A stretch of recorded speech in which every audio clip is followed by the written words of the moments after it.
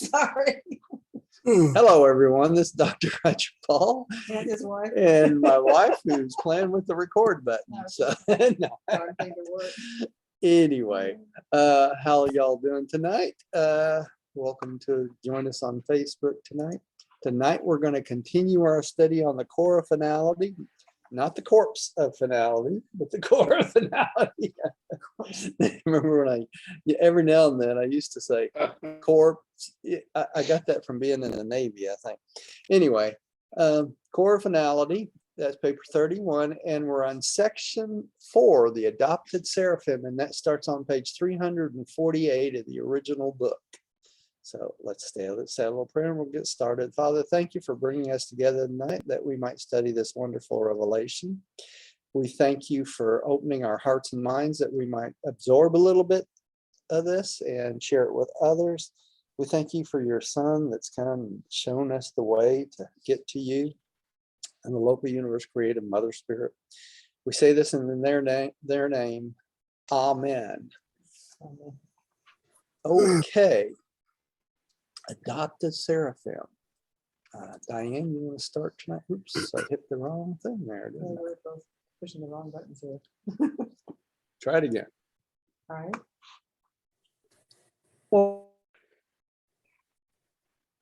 Seraphic guardians of mortals are permitted to go through the ascendant career with their human wards, and many of these guardian angels, after becoming father fused, join the subjects in taking the finaliter oath of eternity and forever, accept the destiny of their mortal associates.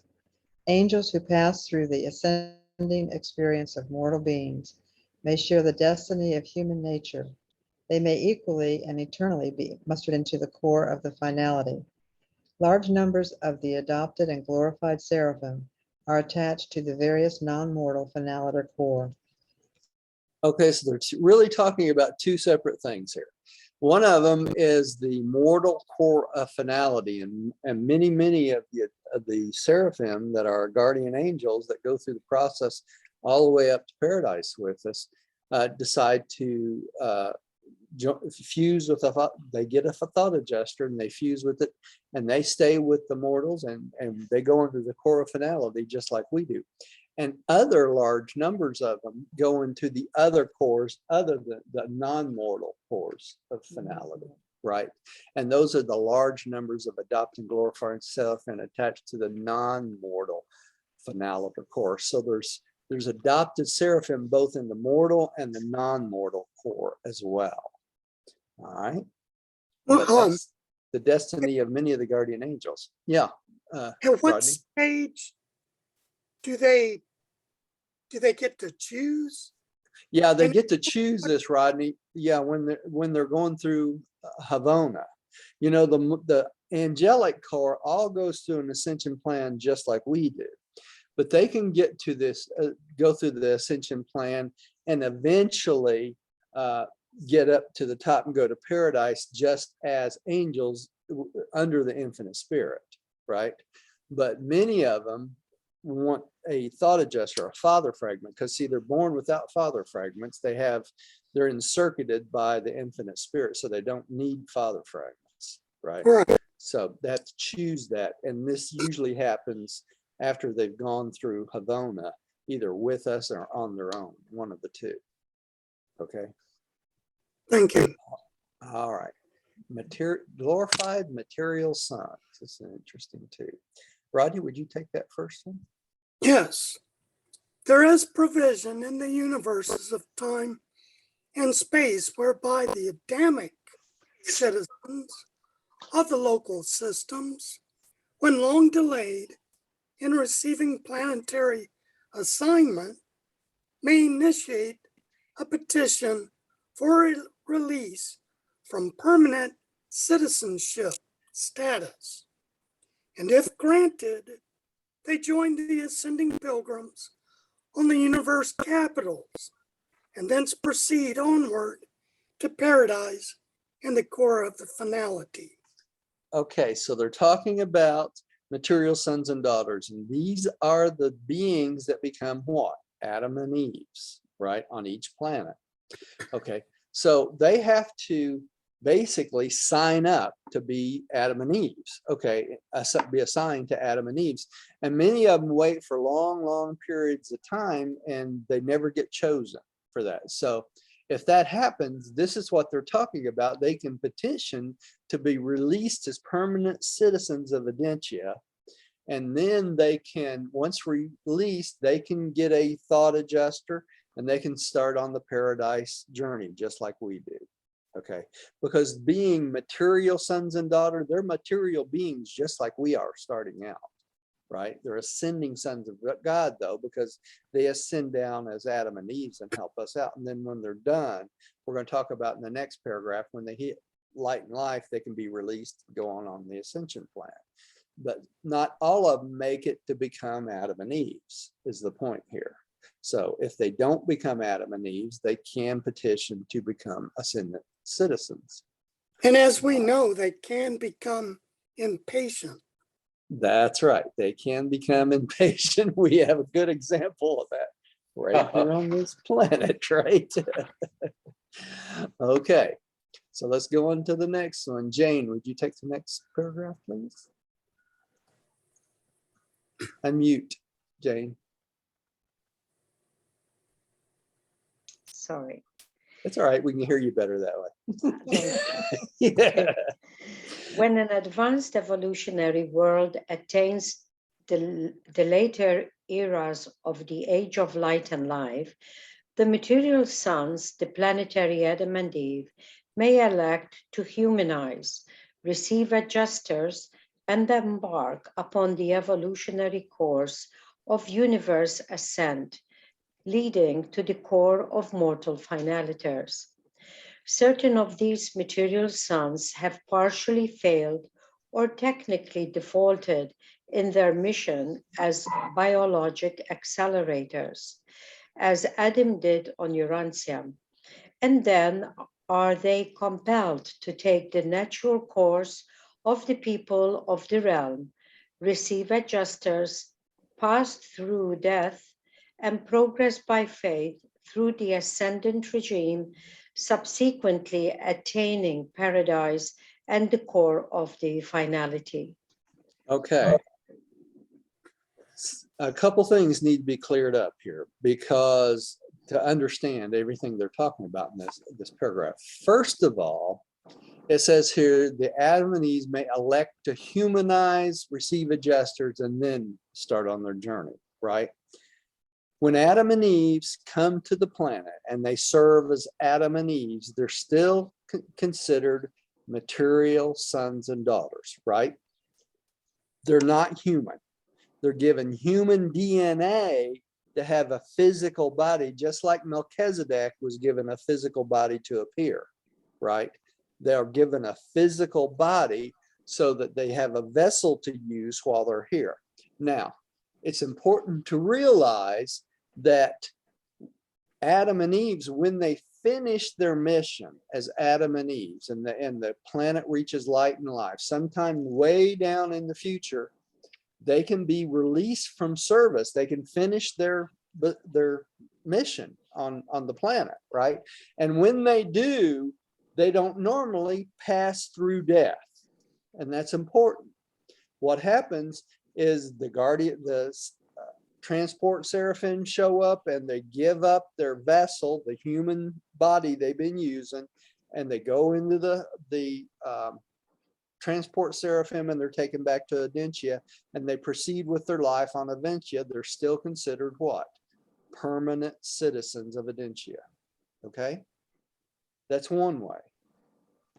They also can choose to humanize. And if they choose to humanize, when they choose to humanize, that moment they choose to humanize, they become just like me and you. They don't live indefinitely any longer. Okay, they'll live a normal life just like any human being. They will die, they receive adjusters, they die, and they go through the same ascension plan we do. That's if they choose to humanize. Okay, now when they default on their mission, they don't have a choice anymore, do they? Because they defaulted on their mission. When they default on their mission, then they automatically are turned into human beings and given thought adjusters. Okay. And at that point, they go on to the ascension plan just like we do, but they have defaulted on their mission. Okay, and that's what happened on our planet. So that's the three possible ways that Adam and Eve can come, live, and leave the planet. That makes sense? Mhm. Everybody clear? Yes. Okay, yeah, you got a question, Jane? Yes.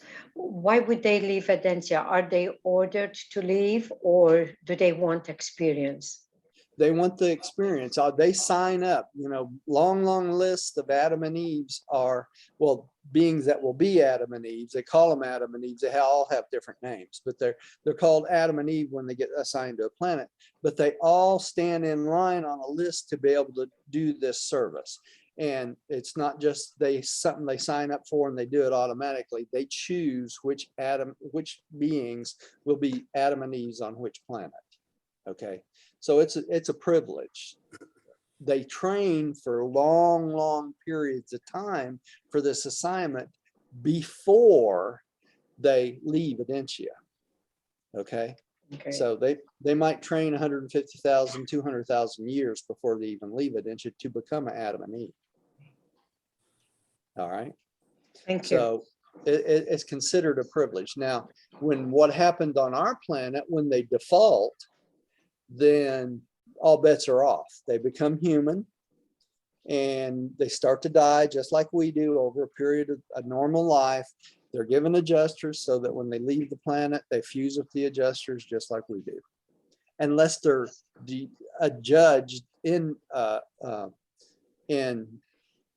universe default, and then they get judged just like anybody else does that rebels, right? So they don't want to be accused of rebelling against the universe. Okay, so many of these Adam and Eves go on to the core of finality just like we do. And they fuse with their adjusters. They go to the core of finality and they're part of the core of finality just like normal mortals at this point. Okay. All right, let's go on to the next one. Letch, would you take the next paragraph, please? Okay. These material sons are not to be found in many familiar companies. Their presence lends great potential to the possibilities of high service for such a group, and they are invariably chosen as its leaders. If both of the Edenic pair are attached to the same group, they are usually permitted to function jointly as one personality. Such ascendant pairs are far more successful in the adventure of trinitizing than are the ascendant mortals. Okay, so since they came down as ascending sons of God and daughters of God, and then they go back up, they have more experience, so they're better equipped to go through the not only the mortal core of finality, but the trinitization process, because they've been around a lot longer, right? Glorified midway creatures. Tim, would you take the first paragraph on that, please? Many planets, the midway creatures are produced in large numbers, but they seldom tarry on their native world subsequent to its being settled in light and life. Then or soon thereafter, they are released from permanent citizenship status and start on the ascension to paradise, passing through the Urantia worlds, the super universe and Havona, in company with the the mortals of time and space. Okay, and they're talking about both the primary and the secondary midway creatures. Now, we have to keep in mind too that all planets have some version of midway creatures, just like we do. Okay, so every single planet has some type of being like this. Diane, would you take the next one, please?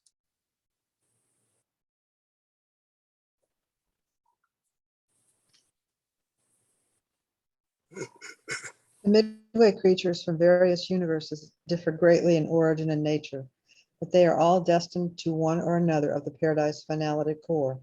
The secondary midwayers are all eventually adjuster fused and are mustered into the mortal core, Many finaliter companies have one of these glorified beings in their group.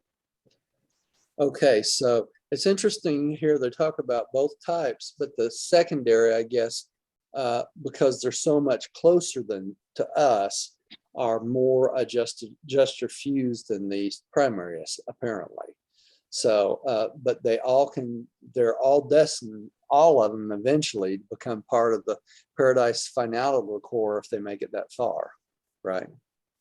All right, and they're released from their permanent citizenship status. Why are they considered permanent citizens?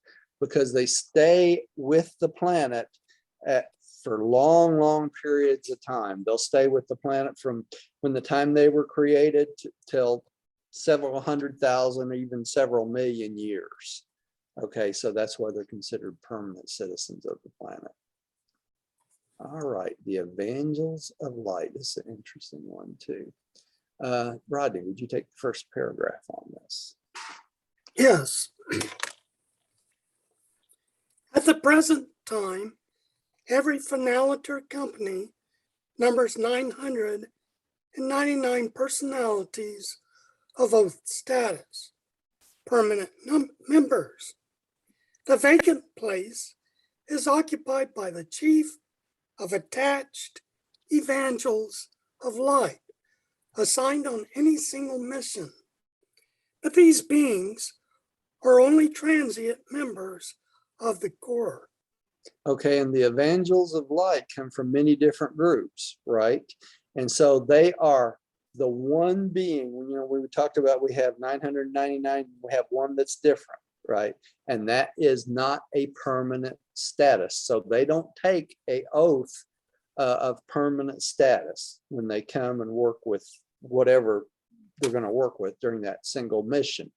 But the Evangels of Light come from many different things. We're going to find this out in the next paragraph, but they will come on a mission with the finaliter core wherever it's going to the end of that mission, regardless of how long it takes. Now, remember last time we talked about how we have at least 1 to 2 cores of finality on this planet all the time. So there may be 2 different cores, and then the Evangel of Light position may be held by 2 different types of beings on this planet at the same time.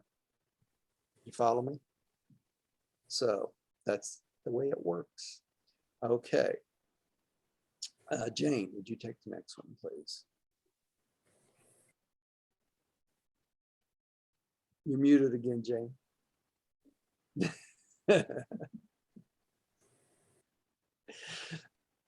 Any celestial personality assigned to the service of any finaliter core is denominated an Evangel of Light.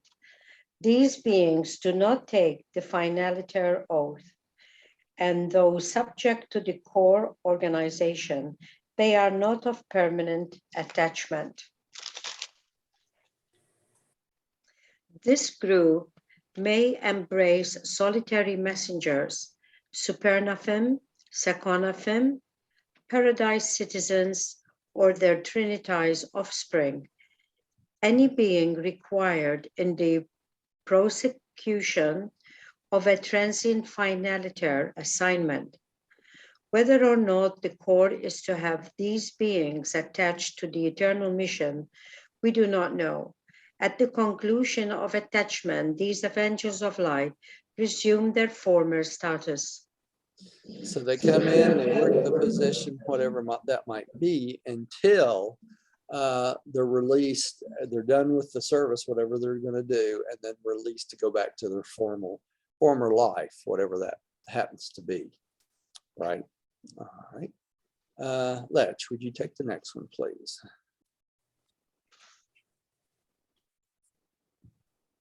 Sure. As the mortals of the finality, 6 classes of permanent members. The finaliters, as might be expected, engage in much speculation as to the identity of their future comrades, but there is little agreement among them. Okay, so they're not even sure who's going to be part of these cores in the future, right? So just as much a mystery to them as it is to us, right?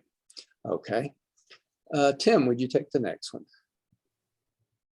Yes, we of Versa often conjecture respecting the identity of the seven group of finalators. We entertain Seventh group. seventh, yeah, group of finalators. We entertain many ideals embracing possible assignment of some of the accumulating core of the numerous trinitized groups on Paradise Vice-Gerrington and the inner Havona circuit. It is even conjectured that the core of the finality may be permitted to trinitize many other assistants in the work of universe administration. In the event, they are destined to the service of universes now in the making. Okay, so these are all conjectures by the core itself as to what's going to happen in the future, right? The outer space levels, correct? The 4 outer space Right. levels? The 4 outer space levels. One of us holds the opinion that this vacant place in the core will be filled by some type of being of origin in the new universe of their future service. The other inclines to the belief that this place will be occupied by some type of paradise personality not yet created, eventuated, or trinitized.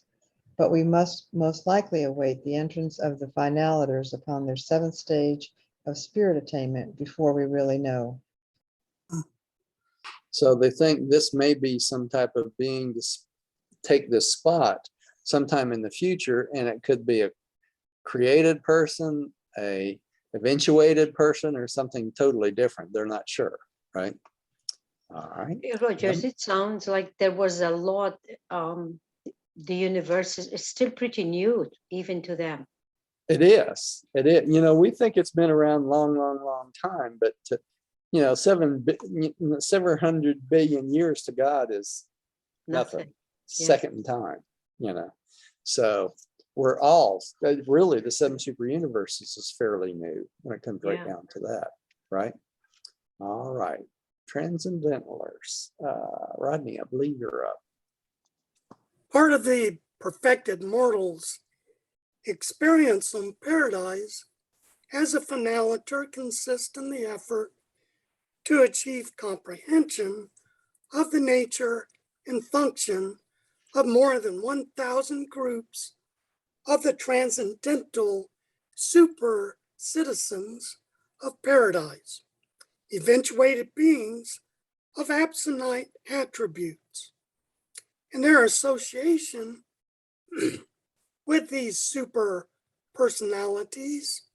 The ascendant finaliters receive great assistance from the helpful guidance of numerous orders of transcendental ministers who are assigned to the task of introducing the evolved finaliters to their new paradise brethren.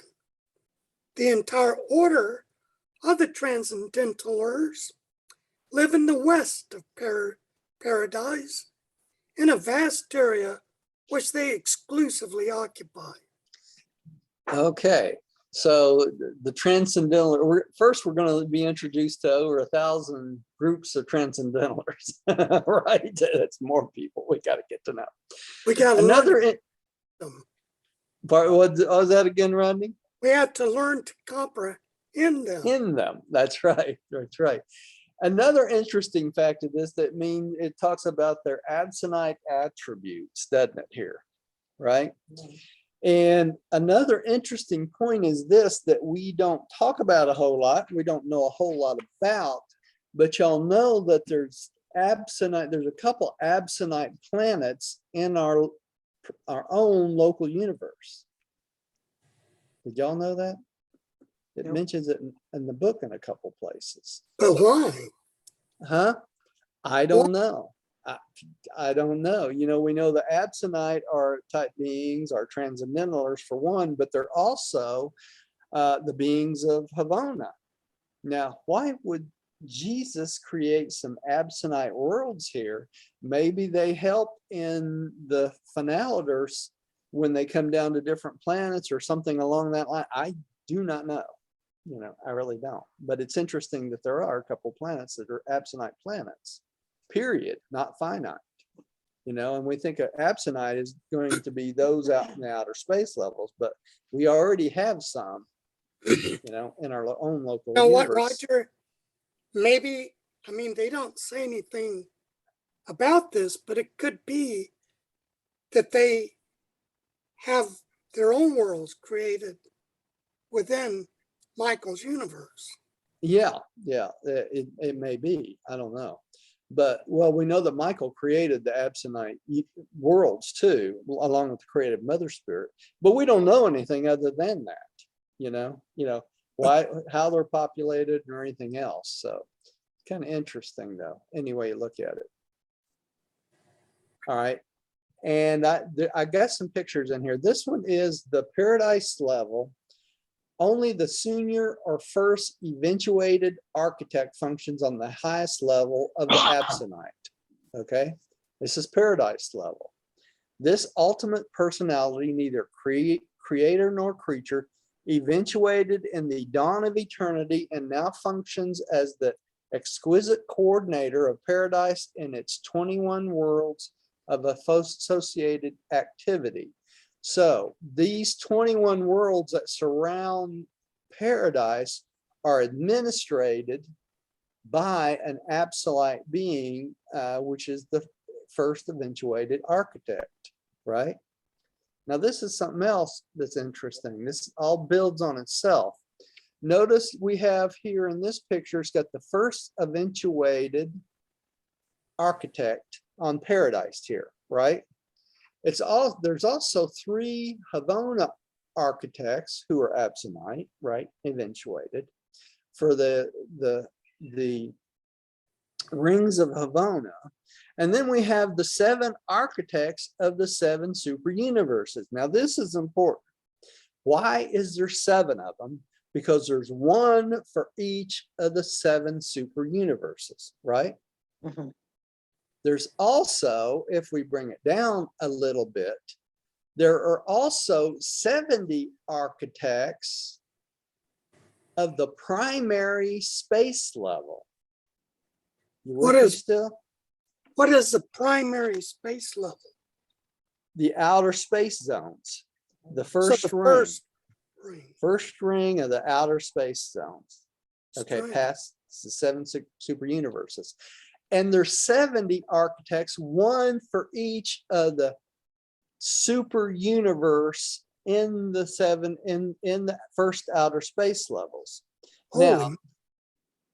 Now keep in mind the super universes in the outer space levels. You could consider super universes, right? Because they're a lot larger than our regular super universe. Okay. All right. And we're going to find out that each group, as you go out farther and farther, there is 1 architect assigned to every projected super universe. Super universe. So if you take all the rings together, that means this. The architects of the master universe are the governing core of the paradise transcendentalers. This governing core numbers 28,011 personality, possessing masterminds, superb spirits, and supernal absinites. The presiding officer over this magnificent core, the senior master architect, is the coordinating head of all paradise intelligences below the level of deity, below the paradise trinity, right? What's interesting is this.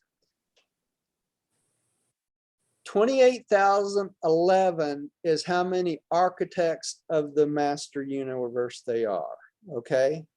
So that's how many super universes are going to be out in the outer space levels.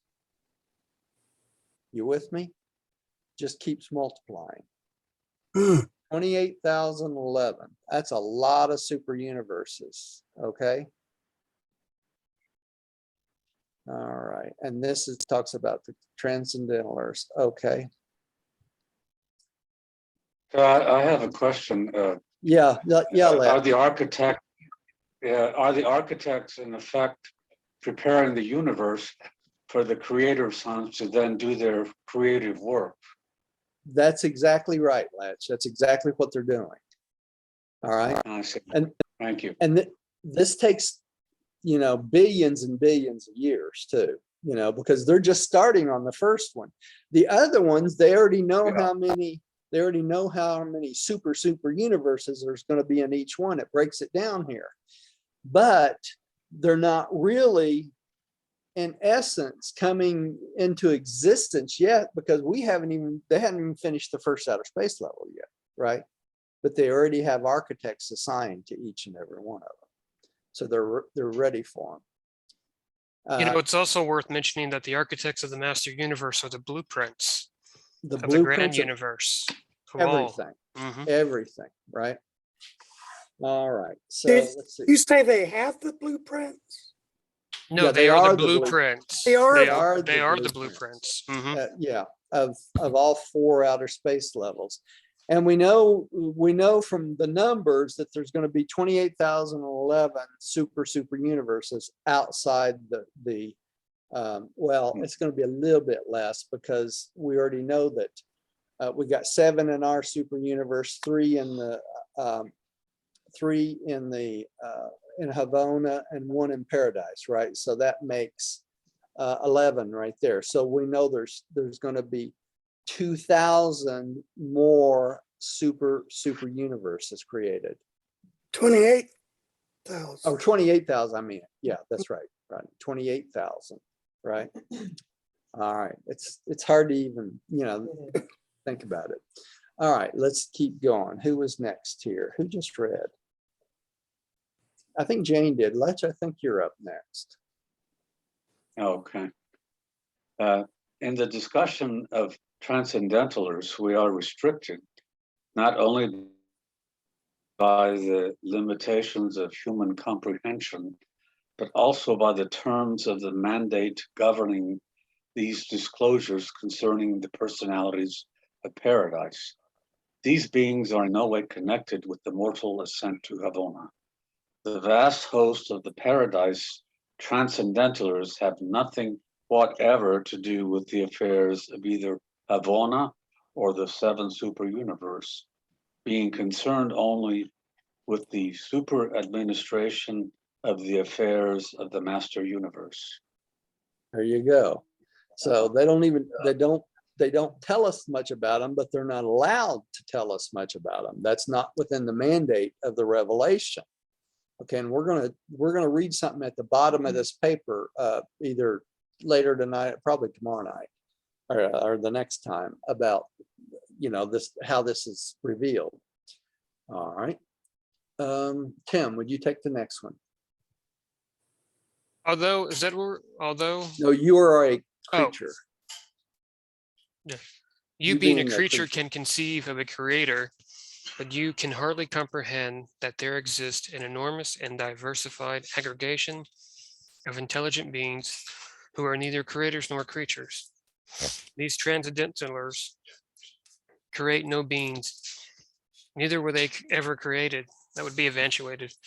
And Right. speaking of their origin and their order to avoid using a new term, an arbitrary and meaningless, arbitrary and meaningless designation, we deem it best to say that transcendentalers simply eventuate. The deity absolute may well have been concerned in their origin and may be implicated in their destiny. But these beings, these ununique beings are not now denominated by the deity absolute. They are subject to God the ultimate.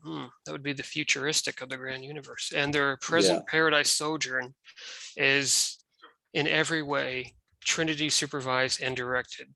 Okay, so they're really the children of God, the ultimate, right? And the deity absolute. We know that the deity absolute is one of the three parts: the deity absolute, the unqualified absolute, and the universal absolute. Right. All right. So let's keep going here. Diane. Although all mortals who attain paradise frequently fraternize with the transcendentalers, as they do with the paradise citizens, it develops that man's first serious contact with a transcendentaler occurs on that eventful occasion when, as a member of a new finaliter group, the mortal ascender stands in the finaliter receiving circle as the Trinity oath of eternity is administered by the chief of transcendentalers, the presiding head of the architects of the master universe. So it's interesting that the head, the presiding head, is a transcendentaler, and he's the one that gives us the finaliter oath. When we take it on paradise. All right. Now this is where it goes in a little more detail about this. The architects of the master universe. Rodney, would you take that first? Yes. The architects of the master universe are the governing core of the paradise transcendentalers. This governing core numbers 28,011 personalities possessing master minds, superb spirits, and supernal absinites. The presiding officer of this magnificent group, the senior master architect, is the coordinating head of all paradise intelligences below the level of deity. So he is really the overseer of everything, right? The paradise head. All right. And I'm going to read this little paragraph down here. The paradise level, third abstinite level, embraces the seven master architects of the seven super universe, who now as a group spend about equal time in the company of the seven master spirits on paradise and with the seven supreme executives on the seven special worlds of the infinite spirit. They are the super coordinators of the grand universe. So these architects spend most of their time on each on the paradise spheres with the seven master spirits and the seven supreme executives. Okay, because that's what they're over. All right. And let's go on to the next one here. Jane, will you take the next one? And take the first level there too. Okay. All right. The 16th proscription of the mandate authorizing these narratives says, if deemed wise, the existence of the architects of the master universe and their associates may be disclosed, but their origin, nature, and destiny may not be fully revealed. We may, however, inform you that these master architects exist in 7 levels of the Epsonite. These 7 groups are classified as follows. Hold on for a second, Jane. Notice here it says the 16th prescription of the mandate. You see that? Mm-hmm. They're talking about they had specific rules of revealing this book to us. That's what I wanted to point out here. Okay, so the 16th prescription of a list of all the things they can talk about and all the things they can't talk about to reveal this to us, this is what it said. Okay, so this is as much as they are they're allowed to tell us about the architects of the master universe and their levels of absolute. Okay, this is as much as they can tell us. That's what's really important about this. You know, when you get people that doubt whether this is a real revelation, all the way through this revelation are these little nuggets of information talking about how the revelation was actually revealed, right? So it's an interesting question is this. If they talk about how this revelation is revealed, they teach it to us in such a way that we should just assume that it's true. Mhm. You know, it's Right. also important to mention and worth recognizing that the Universal Father actually mandated this revelation, and we can actually find that in the revelation. There's a number in there. Can. Yeah, Mhm. you can in the ancients It was of days, mandated and- by the Universal Father. Yeah. He was yeah, the one who and- mandated it. and Michael also. There's a place in there that talks about mice. Okay, Jane, go ahead and take that first level. Mhm. Okay. 1, the paradise level. Only the senior or first eventuated architect functions on this high level of the Epsonite. This ultimate personality, neither creator nor creature, eventuated in the dawn of eternity and now functions as the exquisite coordinator of paradise and its 21 worlds of associated activities. And this is just a picture of that, the senior architect, right? And he's over paradise and 21 satellites. Okay, next is the Havona level. Lech, would you take that one, please? The paradise level, The Only- Havona level, the Havona level. I don't see it on the, oh, okay, there. The Havana level, the second architect eventuation yielded 3 master planners and Epsonite administrators, and they have always been devoted to the coordination of the 1 billion perfect spheres of the central universe. Paradise tradition asserts that these 3 architects, with the counsel of the pre-eventuated senior architect, contributed to the planning of Havona, but we really do not know. Okay, so this is a speculation, and this is a picture of just that. The first eventuated architect and the 3 Havona architects, they think that they may have contributed in the planning of the billion words of Havona, but they're not sure, for sure. All right. And then we have the super universe level, number 3. Tim, would you take that one, please? Super universal level, the third Epsonite level embraces the 7 master architects of the 7 super universes, who now as a group spend about equal time in the company of the 7 master spirits on paradise and with the 7 supreme executives on 7 special worlds of the infinite spirit. They are the super coordinators of the grand universe. Okay, so this is the super universe level, right? The 7 super universe levels. Okay, and the 7 architects of the 7 super universes. Now, keep in mind, all of these architects are part of that 28,011, right? All right. Then we have, you're going to see why I broke this all down this way in a second. Then we have the primary space level. Diane, would you take that one, please? For the primary space level, this group numbers 70 architects, and we conjecture that they are concerned with the ultimate plans for the first universe of outer space, now mobilizing beyond the borders of the present 7 super universes. Okay, so this picture is a picture of the 70 architects of the first outer space level. Okay, 70. And they call these the one for each of the 70 super universes, right? All right. Then super universes. They call it at one place super universes because they're larger than all of our 7 super universes, supposedly. One. That's a lot of space, right? A lot of planets. Okay. Now we're going to take a great leap here, and we're going to go to the second space level. Rodney, would you take that one?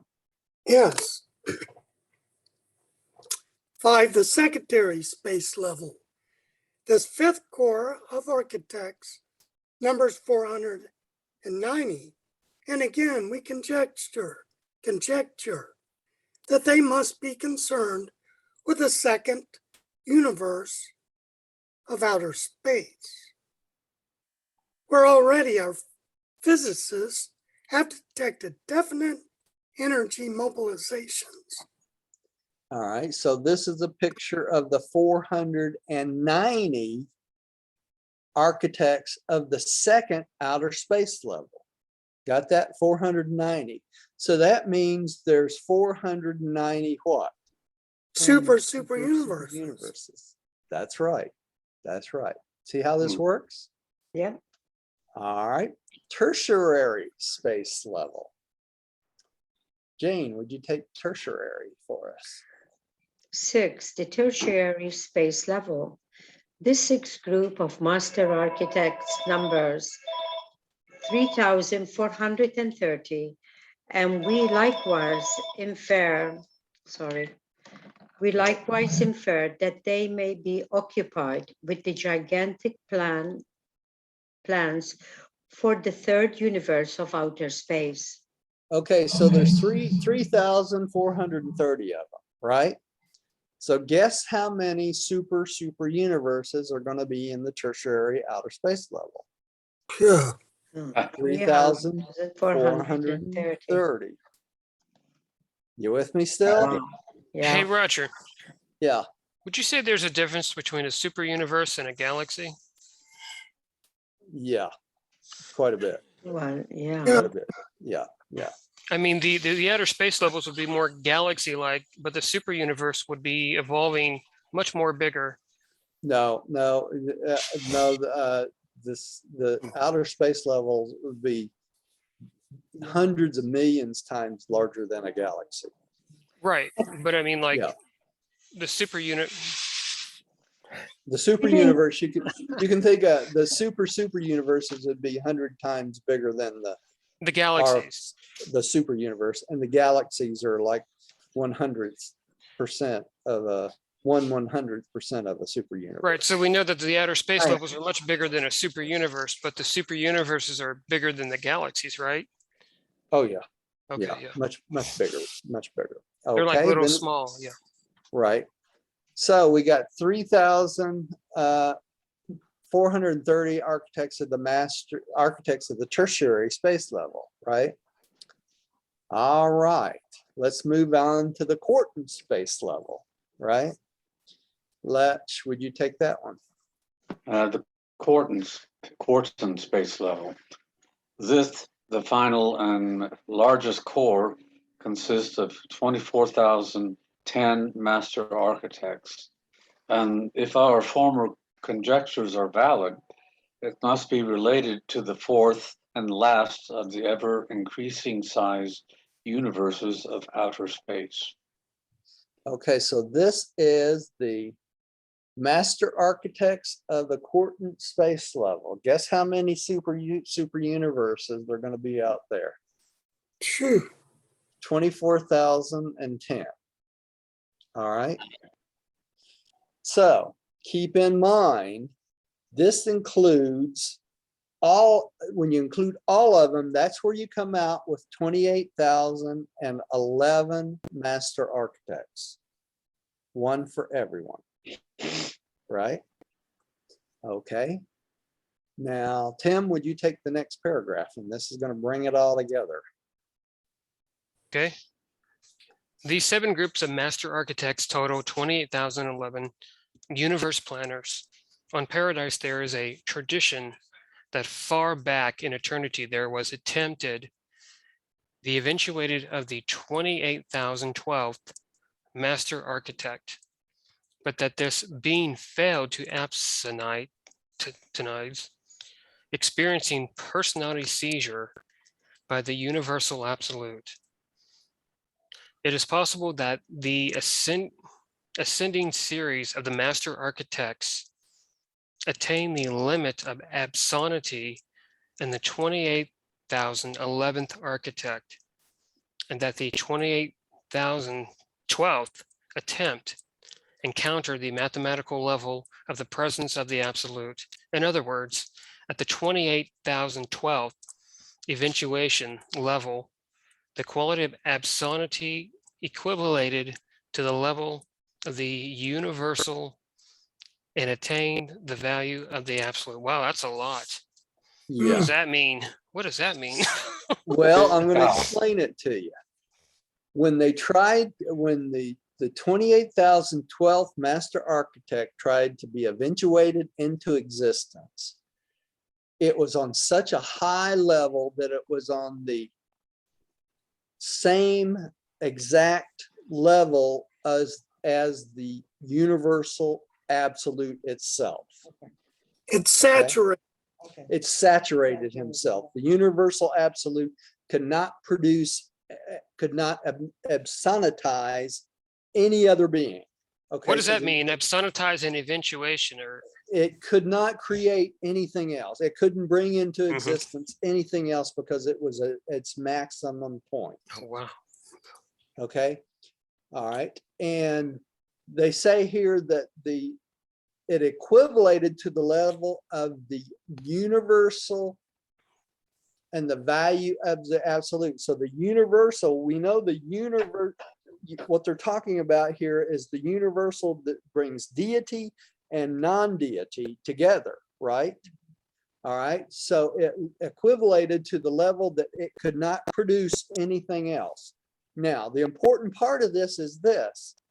We speculate whether there's going to be more universes out past the fourth outer space level because God does everything in sevens, right?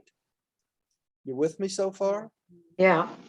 Because of this fact that the 28,012th master architect could not be produced may mean that we have reached the level of the maximum expandability at this day and time of God the Father to expand any more farther out. So there may not be any more levels other than 4.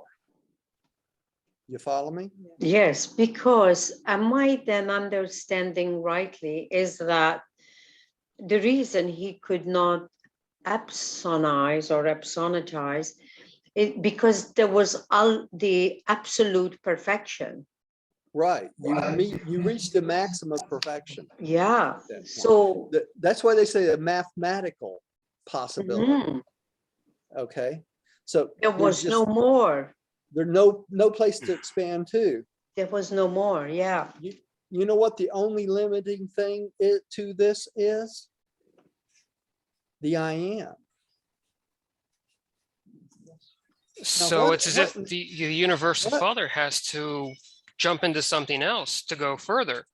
Let me Not necessarily, I'm gonna though. stop the share That's and I'm gonna share something Yeah. else. Like the, I'm sorry, I'm you're gonna breaking. share I'm gonna share something else with y'all Okay. here, I hope. Is it gonna come up? Yes. There it is. Okay. This is basically, you see the very top of this, it says the postulated I am. I got something in the way of mine or I can't play. Let me see. yeah, I see it. Turn this one on. You see where it says the postulated I The am? very top. Yes. The very top, this Yep. whole screen that y'all are looking at is basically all the things in the book. This is from Don Estey's chart of the level of universe reality. And that's the class we taught back on Rodney's back in 2013, right? This big triangle here, the great big triangle, you can't see my mouse on that screen, but the great big triangle, the red triangle that goes all the way around the outside of the screen is the third level of the Trinity of Trinities, or what we call the postulated I am. What are they talking about there? It's the I am that I am. When you try to explain what God is, it's not possible. God is just God. God the Father. We're talking about God the Father. That's why it's the I am. God is just God. There is nothing like him, right? That's why it's called the I am. Mhm. The So I you can am that explain I God am. in a philosophical way using the I am. Using the I am. Mhm. Okay, now, what was the point of all this? Let me bring back the regular share. Here, give me a second. I have to get back over here. Stop share. Share screen again. Share. All right. you should be back at the screen again, right? Mhm. What they're talking about here is this.